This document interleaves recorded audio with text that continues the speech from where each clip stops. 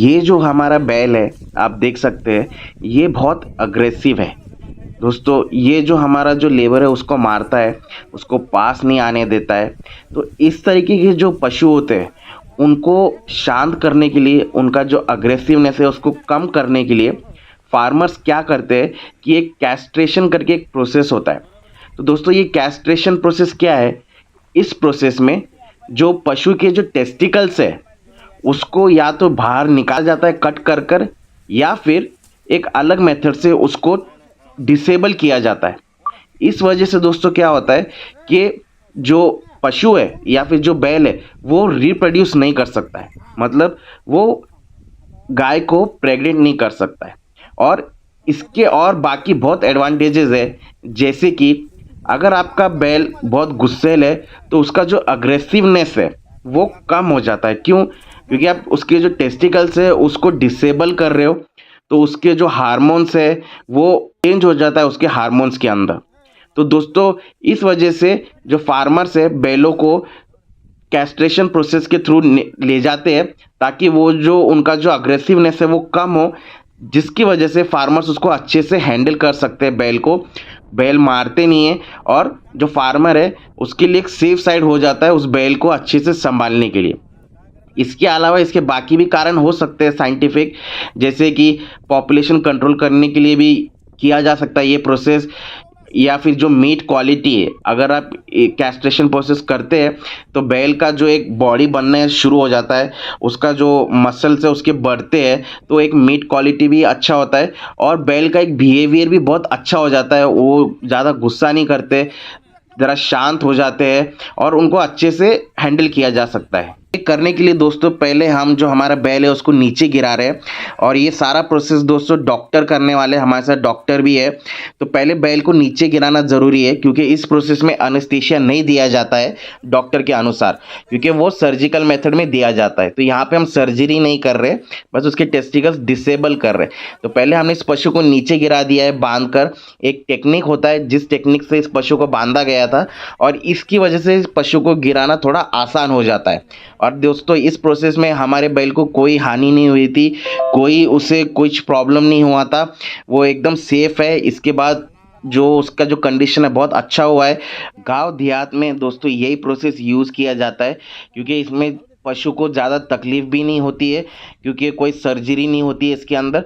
और इस मेथड को दोस्तों बुरडिज़ो मेथड कहते हैं, जिसके अंदर एक क्लैंप मतलब एक पकड़ होता है, उससे उसके जो टेस्टिकल्स में जो ब्लड सप्लाई आ रहा है, जो वेन्स आ रहे हैं जो उसके टेस्टिकल्स में, उसको कट किया जाता है, जिस वजह से जो ब्लड फ्लो है उसके टेस्टिकल्स के अंदर वो बंद हो जाता है, और जो टेस्टिकल्स के जो सेल्स है धीरे धीरे वो डिस्ट्रॉय हो जाते हैं। अभी डॉक्टर साहब अपना प्रोसेस शुरू कर रहे हैं। आप देख सकते हैं ये जो पकड़ है, इस कितना बड़ा पकड़ है, तो देखिए किस तरीके से ये प्रोसेस करते हैं। और दोस्तों, इसमें हमारे पशु को कोई हानि नहीं हुई है, वो बिल्कुल सेफ है। तो आप देख सकते हैं पहले वो उसके टेस्टिकल्स को पकड़ रहे हैं, ज़रा खींच रहे हैं, और पशु को इस वक्त ज़रा अच्छे से पकड़ना होता है। आप देख सकते हैं यहाँ पे 2 टेस्टिकल्स है, तो वहाँ पे एक टेस्टिकल पे उन्होंने पकड़ को लगाया और प्रेस कर दिया, जिस वजह से क्या हो गया, जो ब्लड फ्लो आता था टेस्टिकल्स में वो कट हो चुका है। अब एक टेस्टिकल डिसेबल हो चुका है। अब इसी तरीके से डॉक्टर साहब दूसरे टेस्टिकल को भी जो ब्लड सप्लाई वो कट करेंगे। तो आप देख सकते हैं इस तरीके से ये प्रोसेस किया जाता है।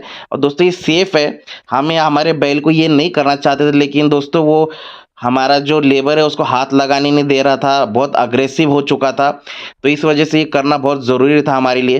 तो देखिए इस तरीके से उसके टेस्टिकल का जो फ्लो है उसको पकड़ा गया है नस को, और फिर इस क्लैंप से एकदम ज़ोर से प्रेस किया जाएगा, तो जो ब्लड फ्लो है वो बंद हो जाएगा। तो धीरे धीरे जो टेस्टिकल्स है वो दोस्तों उनका जो सेल्स है वो डिस्ट्रॉय हो जाते हैं, और पशु को ज़्यादा हानि नहीं होती है। अब इसके बाद सर कुछ इसके इंजेक्शन देंगे पशु को, और कुछ दवाई भी दी गई थी, ताकि पशु का जो भी मेडिकल ट्रीटमेंट है वो अच्छे से कंप्लीट हो सके। अब दोस्तों डॉक्टर साहब इस पशु के टेस्टिकल्स पे कुछ सोल्यूशन लगाएंगे, ताकि वहाँ पे कोई इन्फेक्शन ना हो और मक्खियाँ आके ना बैठे। तो इस तरीके से आप देख सकते हैं कि जो भी केमिकल है वो लगाया जा रहा है इसके टेस्टिकल्स पर, जहाँ पे भी इसको प्रेस किया गया था।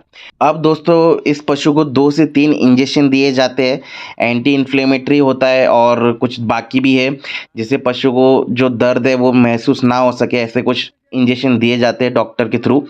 तो आप देख सकते हैं कि इस तरीके से पशु को इंजेक्शन भी दिया जा रहा है। और दोस्तों इस प्रोसेस के बाद आपको कुछ बातों का बहुत ध्यान देना है, जो मैं आपको बताने जाने वाला हूँ। ये प्रोसेस होने के बाद आपको पशु को खड़ा करना है और कम से कम 2 घंटे तक उसे आपने बैठने नहीं देना है, उसको खड़ा ही रखना है 2 घंटे तक कम से कम। और दोस्तों उसके बाद आपको इमीडिएटली पशु से थोड़ा बहुत काम कराना बहुत ज़रूरी है, क्योंकि ये प्रोसेस होने के बाद उसके जो पैर है, जो ये बाकी जो पार्ट है वो थोड़ा जकड़ जाता है। तो आप उसको जब थोड़ा सा काम कराओगे तो उसके जो पैर से जो भी मसल्स है, जो नर्व्स है, वो रिलैक्स हो जाएंगे, थोड़ा लूज हो जाएंगे एक मूवमेंट होने की वजह से। अब दोस्तों ये प्रोसेस पूरा कंप्लीट हो चुका है और अब हम अपने पशु को छोड़ेंगे। और दोस्तों एक और बात का आपको ध्यान देना है कि इसके जो टेस्टिकल्स पे आपको सुबह, दोपहर या शाम दिन में 2 बार आपको उसके टेस्टिकल्स पे ठंडा पानी मारना है, क्योंकि वहाँ पे जहाँ पे हमने क्लैंप से जो प्रेस किया था वहाँ पे थोड़ा सा कट जाता है। तो उस वजह से क्या होता है कि वहाँ पे इन्फेक्शन होने के चांसेस हो जाते हैं, क्योंकि वहाँ पे मक्खियाँ आके बैठ जाती है या फिर कोई और दूसरा इन्फेक्शन हो सकता है। तो आपको क्या करना है, सुबह और शाम को वहाँ पे ठंडा पानी मारना है आगे से और पीछे से, ताकि उस पर कोई मक्खियाँ ना बैठे। और दोस्तों ये कुछ दिन में ये कट था वो अपने आप रिकवर हो जाता है और पशु अपना काम करना शुरू कर देता है। तो अब दोस्तों हम इस पशु को छोड़ रहे हैं और मैं आपको बताता हूँ दोस्तों, ये प्रोसेस करने के बाद ही इमीडिएटली हमने इसको 2 घंटा खड़ा रखा था और फिर 2 घंटे बाद इसको काम पे लगाया था। और दोस्तों मैं आपको बताता हूँ इसके बिहेवियर में इतना ज़्यादा चेंज आ गया था, ये एकदम इसका जो अग्रेसिवनेस था, अचानक से इसका पूरा अग्रेसिवनेस उतर गया था। ये नहीं तो हमारे पहले लेबर को पास तक नहीं आने देता था। और इस प्रोसेस के बाद अभी मैं इसको यूज़ कर रहा हूँ बहुत दिन से, तकरीबन 8 से 15 दिन हो चुके हैं। और दोस्तों अभी हमारा जो लेबर है इस पशु को आसानी से छूता है, इसका अग्रेसिवनेस भी जो है उतर गया है और जो एक डेंजर बन गया था दोस्तों ये हमारे लिए, तो अभी वो डेंजर नहीं रहा है हमारे लिए। और ये अभी बाकी काम भी अच्छी तरीके से कर रहा है, इसका बॉडी भी थोड़ा अच्छा बन चुका है। अभी 2 घंटे के रेस्ट के बाद, जैसे कि दोस्तों मैंने आपको बताया था कि इसको कुछ तो काम लगाना है, तो आप देख सकते हैं कि हमने इसको बैलगाड़ी पे लगाया है।